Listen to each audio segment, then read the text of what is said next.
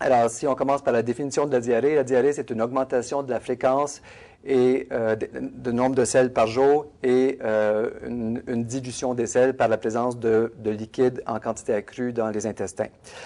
On dit que, si on définit un peu la consistance des selles, on dit que les selles deviennent plutôt molles, de plus en plus molles et même éventuellement liquides. Et pour ce qui est de la fréquence, c'est une fréquence qui est augmentée par rapport à l'habitude. Et on dit en général plus que 3 fois par jour, puis même ça peut aller à 10, 15 ou 20 fois par jour. Alors, les diarrhées sont parfois accompagnées de crampes au niveau du ventre, de fièvre. Ça s'accompagne aussi parfois donc d'irritation au niveau de l'anus à force d'aller à la toilette. Les diarrhées peuvent être accompagnées aussi d'urgence, donc d'urgence d'aller à la toilette, et parfois peuvent même mener à l'incontinence fécale. On dit que la diarrhée est chronique si elle dure depuis plus de 3 semaines. Alors, les causes de la diarrhée sont vraiment multiples. Il y a d'abord les causes infectieuses, alors des virus comme d'abord le VIH, mais aussi d'autres types de virus peuvent amener la diarrhée, ainsi que d'autres infections comme des infections bactériennes, des infections parasitaires aussi. Ensuite, des troubles d'intolérance digestive, soit au lactose, au gluten, peuvent amener de la diarrhée. Des maladies intestinales, comme par exemple la maladie de Crohn, la colite ulcéreuse, et des maladies de la thyroïdienne ou des troubles d'absorption des graisses. Toutes ces causes-là peuvent amener de la diarrhée. Pour ce qui est des médicaments VIH, il y a une classe de médicaments en particulier qui sont les inhibiteurs de protéase qui peuvent amener des symptômes de diarrhée. Ils sont à peu près tous impliqués, donc autant le Viracep, le Caletra, l'Aptivus, l'Inviras, le Norvir, le Présita et même le Rayataz peuvent tous produire à des degrés divers une certaine quantité de diarrhée. Alors, quand la diarrhée est associée aux médicaments VIH, ces symptômes-là de diarrhée vont apparaître dans les journées, au tout début de la prise des médicaments, et avec le temps, ça va aller en général en diminuant dans certains cas, dans le meilleur des cas. Dans certains cas, ça va se poursuivre de façon prolongée. Alors, pourquoi en parler?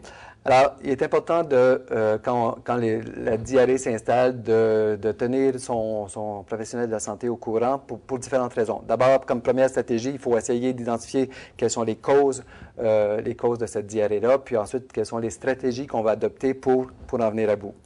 La diarrhée, évidemment, peut finir par affecter la qualité de vie et avec le temps, pourrait même, si c'est une diarrhée qui est associée à la prise des médicaments, ça pourrait finir par atteindre un peu la fidélité au traitement anti-VIH, donc ce qui peut nuire à votre santé à long terme. La diarrhée, si elle est très sévère aussi, peut amener des pertes importantes d'eau et de minéraux comme le potassium. Et ces déséquilibres-là peuvent nuire beaucoup à votre santé et faire qu'il est important de consulter. Ils peuvent aussi diminuer l'absorption de vos médicaments et par conséquent aussi leur efficacité. Donc, il ne faut pas attendre de devenir trop malade, trop atteint par cette diarrhée-là et d'attendre de perdre du poids et d'être déshydraté avant de consulter. Il est important de maintenir un lien avec le professionnel de la santé quand la diarrhée se présente pour plusieurs raisons, notamment, établir la cause de cette diarrhée-là et deuxièmement, les stratégies pour en venir à bout.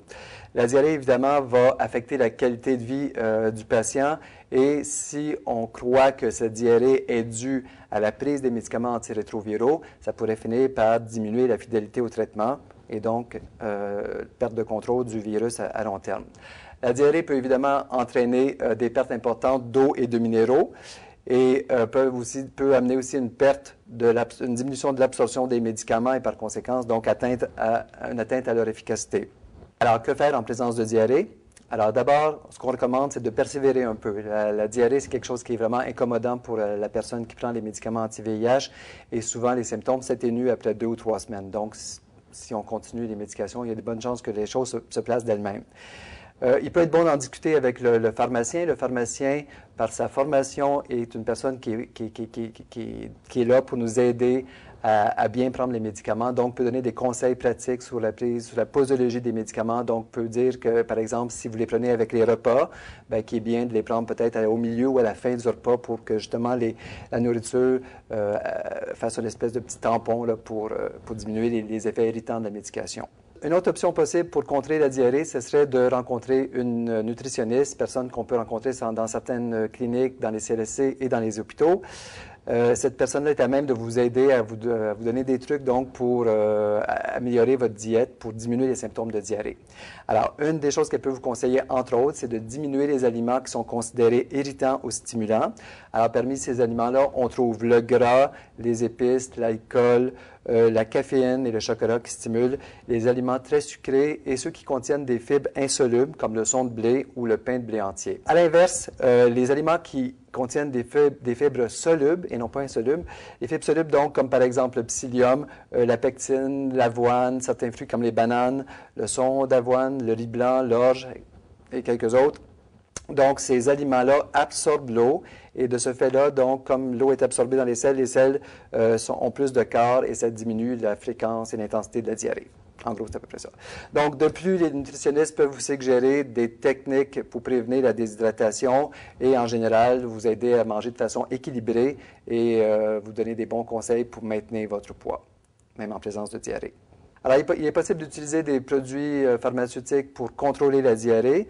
Alors, il y en a toutes sortes. D'abord, des choses aussi simples que des suppléments de calcium qui ont été démontrés comme étant utiles pour diminuer les symptômes de diarrhée. Le psyllium, qu'on trouve entre autres dans le métamucil, l'imodium et le lomotil en sont quelques autres exemples. Demandez à votre médecin et à votre pharmacien comment et quand prendre ces médicaments. Quand consultez votre médecin, certains types de diarrhée peuvent être un peu plus inquiétantes que d'autres. Et dans ce cas-là, on suggère de rencontrer le médecin. Voilà, voici quelques exemples. Donc, lorsque la diarrhée est chronique, donc dure plus que 3 semaines, lorsqu'elle s'accompagne de fièvre, température, lorsque vous vous sentez déshydraté et qu'avec le temps, cette déshydratation-là amène étourdissement, fatigue, faiblesse et difficulté à rester debout, si vous avez une perte de poids importante, s'il y a du sang dans les selles, si la diarrhée s'accompagne de maux de ventre importants, si cette diarrhée survient après la prise prolongée d'un antibiotique et finalement, si vous avez fait un voyage à l'étranger récemment.